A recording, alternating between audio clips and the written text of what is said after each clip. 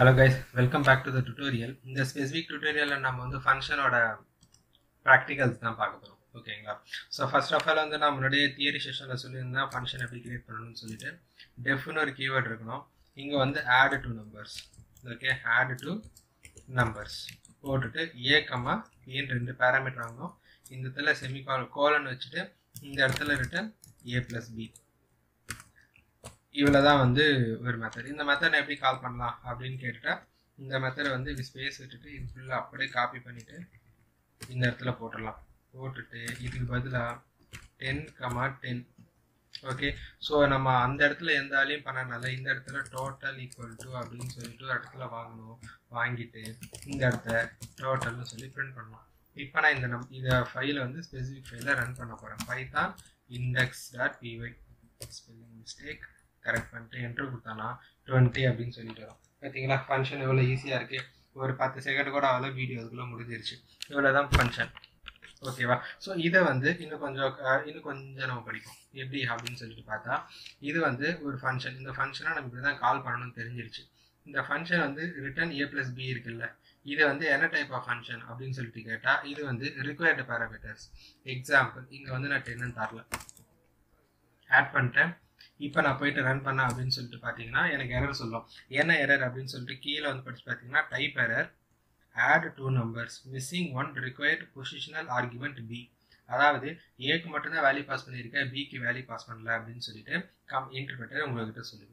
ஓகேங்களா? அப்போ நம்ம என்ன பண்ணலாம், இந்த இடத்துல நம்ம இன்னொரு வேல்யூ போட்டாகணும். இதுக்கு பேர் தான் நம்ம என்ன பார்த்துருந்தோம் தியரி செஷனில் ரிக்வயர்டு ஆர்குமெண்ட்ஸ் அப்படின்னு சொல்லிட்டு.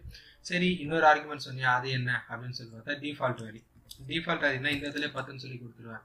நான் இங்கே வந்து கொடுத்தா எனக்கு என்ன ஆகும், வேல்யூ ஆட் ஆகும். பார்த்தா 30ன்னு வருதா? 30 எங்கேருந்து வருது? 10, 20, எனக்கு 30. ஆனால் இங்கே டிஃபால்ட்டாக எனக்கு என்ன இருக்குது? 10 இருக்குது. அதாவது இந்த ரெண்டாவது பேராமீட்டர் இருக்குல்ல, ரெண்டாவது பேராமீட்டருக்கு நான் வேல்யூ பாஸ் பண்ணேன் அப்படின்னா என்ன பாஸ் பண்ணணும் அதை கன்சிடர் பண்ணணும். ஒரு வேலை எனக்கு பாஸ் பண்ணல அப்படின்னா என்கிட்ட என்ன வேல்யூ இருக்கோ அதை கன்சிடர் பண்ணணும். இங்கே பார்த்தீங்கன்னா 20ன்னு வரும். அந்த 20 ஏது? இங்கே ஒரு 10 இருக்கா, இங்கே ஒரு 10 இருக்கா, ஸோ ரெண்டு சேர்ந்தா 20. இதுதான் வந்து டிஃபால்ட் ஆர்குமெண்ட். ஏற்கனவே என்கிட்ட இருக்கிற வேல்யூ வந்து நான் பாஸ் பண்ணுறேன். ஓகேங்களா? இன்னொரு ஆர்குமெண்ட் டைப் இருக்கு, அது என்ன அப்படின்னு சொல்லிட்டு பார்த்தா str அப்படின்னு சொல்லி பாஸ் பண்ணலாம். இந்த இடத்துல வந்து ரிட்டர்ன்லாம் இல்லை, சரி வர்றது அப்படியே ரிட்டர்ன் பண்ணிடலாம். ஓகே, ஸோ அப்போ இதுக்கு நான் எப்படி பாஸ் பண்ணேன் அப்படின்னு சொல்லிட்டு கேட்டால் str equal to Tamil tutorial அப்படின்ட்டு. ஓகே, ஸோ இது என்ன அர்த்தம் அப்படின்னு சொல்லிட்டு கேட்டீங்கன்னா இது பேர் தான் கீவேர்டு ஆர்குமெண்ட் அப்படின்னு சொல்லுவோம். இப்போ நான் ரன் பண்ணுறேன், பார்த்தீங்கன்னா தமிழ் டுட்டோரியல் வந்துடும். இந்த str-ன்றது ஆக்சுவலாக பைத்தானில் இருக்கிற ஒரு கீவேர்டு.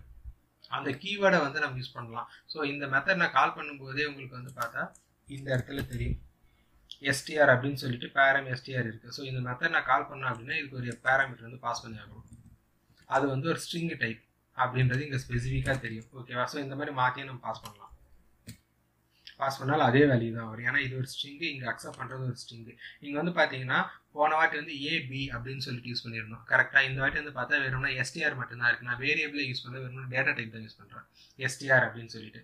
டைப் கன்கார்டினேஷன் அப்படின்னு சொல்லிட்டு நம்ம ஒன்று பார்த்துருந்தோம். ஒரு டைப்லேருந்து இன்னொரு டைப் கன்கார்டினேட் பண்ணும்பொழுது அந்த கன்கார்டினேட் பண்ணும்போது நம்ம இன்ட்ன்ற ஃபங்க்ஷன் யூஸ் பண்ணியிருந்தோம், ஸ்ட்ரிங்ன்ற ஃபங்க்ஷன் யூஸ் பண்ணியிருந்தோம். இங்கேயும் பார்த்தீங்கன்னா அதே ஸ்ட்ரிங் தான் நான் யூஸ் பண்ணுறேன். ஆனால் வேரியபிள் பதிலாக எனக்கு என்ன ஆகுது, ஒரு கீவேர்டே வந்து ஒரு பேராமீட்டராக இருக்குது. அந்த கீவேர்டு இருக்கிறனால தான் அதுக்கு பேர் வந்து கீவேர்டு ஆர்குமெண்ட் அப்படின்னு சொல்லிட்டு சொல்லுவாங்க.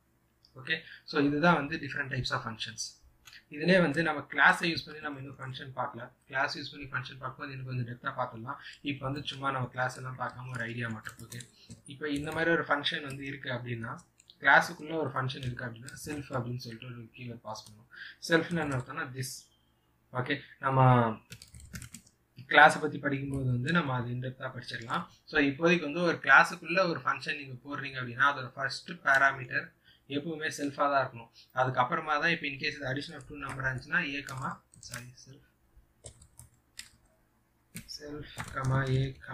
b இந்த இடத்துல இப்படி தான் வரணும். ஓகேங்களா? இதுக்கு பேர் தான் என்ன அர்த்தம், கிளாஸுக்குள்ளே ஃபங்க்ஷன் இருந்தால் மட்டும்தான் செல்ஃப் வரணும், கிளாஸுக்கு வெளியில் ஃபங்க்ஷன் தான் செல்ஃப் வர தேவையில்லை. ஓகே, ஸோ பழைய எக்ஸாம்பிள் போயிடலாம்.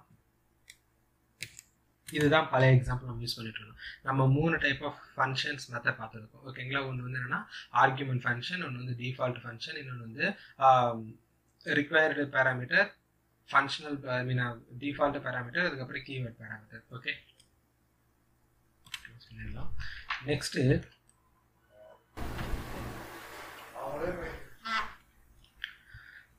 நெக்ஸ்ட்டு ஃபங்க்ஷனில் வந்து பார்த்தா இப்போ இதெல்லாம் வந்து ரிட்டர்ன் ஆயிடுச்சுல. ஸோ ரிட்டர்ன் பண்ணாத ஒரு ஃபங்க்ஷனை நம்ம எப்படி ஆட் பண்ணலாம் அப்படின்னு பார்த்தா, இங்கே வந்து எனக்கு ஒரு வேல்யூ வரும்ல, லெட் இட் பி. நான் வந்து என்ன பண்ணுறேன்னா இந்த இடத்துல வந்து a + b அப்படின்னு சொல்லி இந்த இடத்துல ஆட் பண்ணிடுவேன்.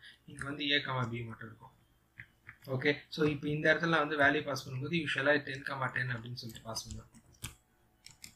இப்போ இந்த இடத்துல டோட்டலில் ஒரு வேரியபிள் எனக்கு தேவையில்லை. இந்த ஃபங்க்ஷனை கால் பண்ணால் மட்டும் போது எனக்கு என்ன எல்லாமே அந்த மெத்தடுக்குள்ளே எனக்கு முடிஞ்சிடும். இது வந்து ஒரு type of handling the values. அங்கேயே இந்த ஃபங்க்ஷன் திருப்பி எதுக்கு அனுப்பிச்சணும் அப்படின்னு சொல்லிட்டு ஒரு வேளை ரிட்டர்ன் டைப்பை நீங்கள் மென்ஷன் பண்ணணும் அப்படின்னா இந்த இடத்துல போயிட்டு இன்ட்னு சொல்லி ஸ்பெசிஃபை பண்ணலாம். ஏன்னா அந்த ஃபங்க்ஷனோட ரிட்டர்ன் டைப் உங்களுக்கு என்னவா இருக்கு, இன்டிஜர். ஸோ ஃபங்க்ஷனை பற்றி நம்ம ரொம்ப சிம்பிளாக இங்கே பார்த்துட்டு இப்போ நான் இதை ரன் பண்ணி பார்த்தா டிஃபால்ட் டைப் என்ன இருக்குன்னா இங்கேருந்து அனுப்புறது எனக்கு இன்டிஜராக இருக்கனால பை டிஃபால்ட்டாக எனக்கு இன்ட்டாக தான் வரும்.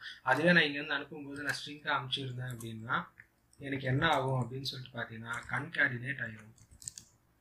ஓகே, ஸோ இங்கே வந்து நான் இப்போ அனுப்பிச்சு வர்றேன். இங்கே வந்து பார்த்தீங்கன்னா 10 சொல்லி கன்கார்டினேட் ஆகிருக்கு. இதுக்கு பேர் தான் கன்கார்டினேஷன். நம்ம ஆல்ரெடி பார்த்துருந்தோம் ஃபார் லிஸ்ட்டில் அதெல்லாம் வந்து கன்கார்டினேஷன் எப்படின்ட்டு.